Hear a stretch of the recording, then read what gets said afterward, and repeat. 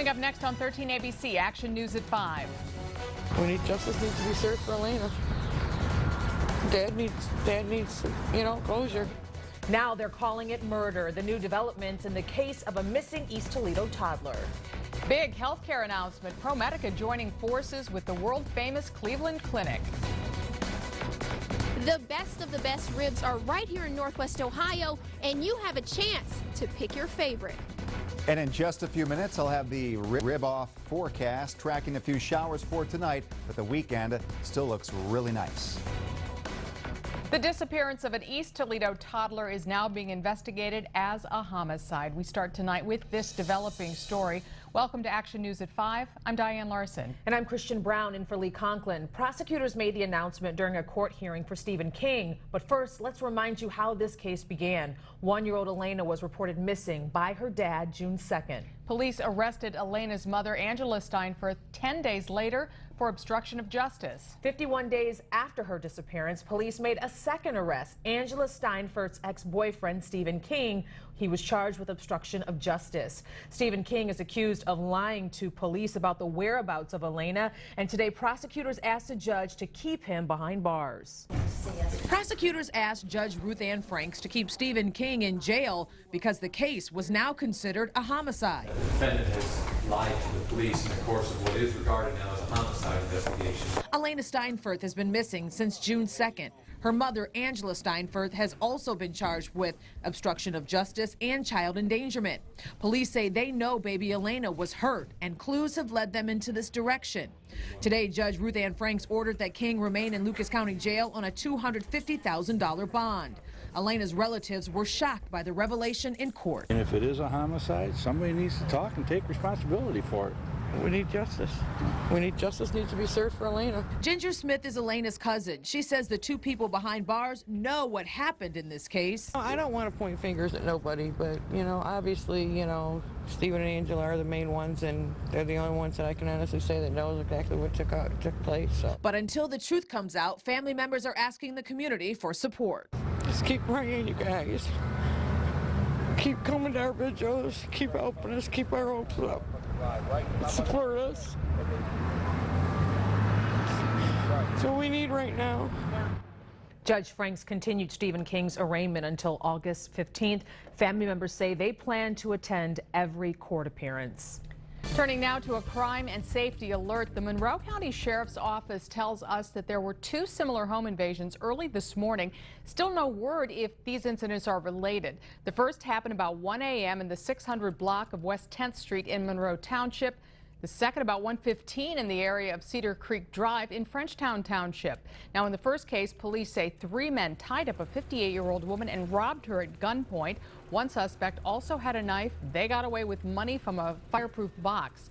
In the second home, police say 2 to 3 men robbed a woman and her son. She told police one man had a knife, another had a gun. The suspects got away with video games and a television. Now to a health alert. Today, ProMedica and the Cleveland Clinic are teaming up, that is. They're working together to develop and share ways to treat patients and work on technology. 13 ABC's Zach Pitts shows us how the new partnership will lead to improving patient care. It's a move healthcare officials say will make them more efficient and improve patient care. ProMedica and Cleveland Clinic will be working together. Health officials say the two systems are the perfect fit for each other. We have had a working relationship for several years. A couple years ago, we formed an innovation alliance, and that's just led to a lot of discussions about how we can work together. ProMedica operates 11 hospitals in parts of Northwest Ohio and Southeast Michigan, while Cleveland Clinic continues to uphold its internationally known reputation for its clinical and research efforts. But hospital officials tell us the announcement is in response to evolving healthcare and the pressures of a changing economy. Officials say the partnership will lead to savings. And we're seeing this across the country, and as we're all facing, pressures, economic pressures, our revenues are going down, and our expenses continue to go up because of increased drug costs and equipment costs. And instead of doing the same things independently and all doing them and spending resources, we're thinking that we ought to share a lot of resources. Officials say the alliance will also help ProMedica recruit and retain physicians. Patients in our area will also have access to more resources. We've been talking a lot about access to care, and for the things that we don't do, we're going to make sure we have a very solid access. We might be able to get second consults, e-consults they call them, where you can talk to a physician at the Cleveland Clinic. So if you had something that you wanted to talk to a physician about. Hospital officials say it's a cost-saving move with a big payoff for patients. Zach Pitts, 13 ABC, Action News. And hospital officials say the agreement for the partnership will be finalized by the end of this year. We'll have more on the relationship between the two hospital systems and what this means for other hospitals in our area in tonight's Blade Briefing. A young woman will walk down the aisle this weekend, and that walk itself will be significant. Stevie Beal was paralyzed in a car accident in 2006. Her goal was to walk on her wedding day, and Saturday she will do that. 13 ABC Sean Haggerty spent some time with her as she prepared for her big day. He joins us live with that story. Hey, it's something she said as she rehabbed after the accident, that she would walk on her wedding day. She's not sure exactly how pretty it will be, but she is ready to do it on Saturday. Take a look at some of the progress she is making. We caught up with her at the Rehabilitation Institute of Michigan up in Detroit. Stevie says this has been her main goal since October. She says the work has been a slow and painful process, but she's making progress for that big moment on Saturday, and she's not going to let this challenge get in the way of her goals. I'm not nervous about the wedding or being married or anything, but the walk is like freaking me out. I've been having nightmares now for about 2 weeks about everything that could go wrong going wrong. And she, like any other bride, worried about her wedding day, just for different reasons. Now tonight at 6 o'clock we'll have that side of the story and find out how she's been able to fight through some tough times and what it's going to be like walking down that aisle. That's all tonight on Action News at 6. Reporting live, Sean Haggerty, 13 ABC Action News. Now to a breaking news alert. A man who used his cell phone to take pictures of women in tanning salons was found guilty this afternoon. Casey Miller was found guilty of voyeurism. He was caught taking pictures in 3 different places in Bowling Green and Fremont. The 3 Cleveland kidnapping victims are turning down money seized from their captor, Ariel Castro. Police seized $22,000 from Castro's home before it was demolished yesterday. The Cuyahoga County prosecutor says that money was offered to the victims, but they said it should be used for the community. Castro was sentenced to life in prison plus 1,000 years. New at 5, new developments in the Boston Marathon bombing case. 2 friends of the suspect have been indicted on obstruction and conspiracy charges.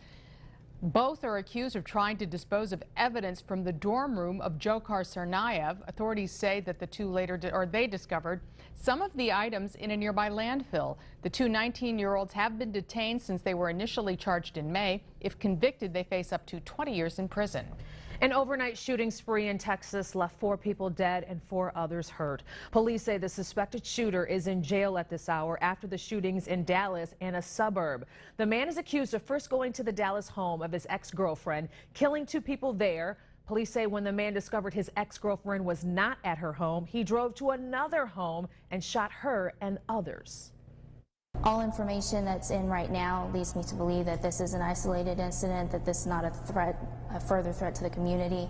The suspect is in custody. Police say the shooter ran out of ammunition and officers were able to arrest him. Happening now, a destructive wildfire burning in Southern California's San Jacinto Mountains continues to grow. Grew from 6,000 acres yesterday to 10,000 acres today. Fire crews say that there is still 0% containment and all evacuation orders for several small communities remain in effect. About 1,500 people were evacuated. 2 firefighters, 1 other person were injured. Time to get a check of our weather right now. Yeah, we avoided severe weather yesterday. Just a slight chance of rain ahead. And Chief Meteorologist Jay Berschbeck live in the 13 ABC First Warning Forecast Center to give us more. Jay. You are correct. Just a few sprinkles out there for tonight. Here's a look at live Doppler 13,000. You probably know what's going to happen this week, and it's mainly good news. Back to you.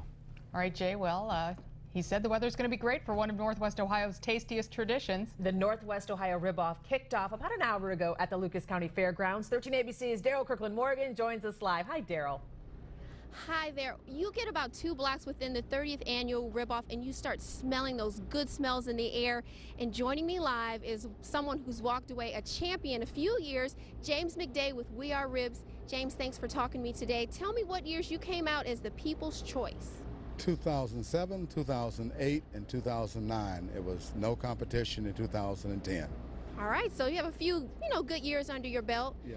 I have to ask you, there's a lot of people here with ribs. What makes your ribs so tasty?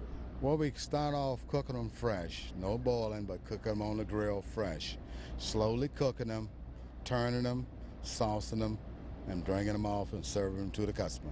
Well, thank you so much. I have to, as soon as this is over, try at least one of those ribs. And if you come out here, there are multiple vendors from all across the state that you can try. And it's a family-friendly event. You can also have the ribs. There are going to be concerts tonight.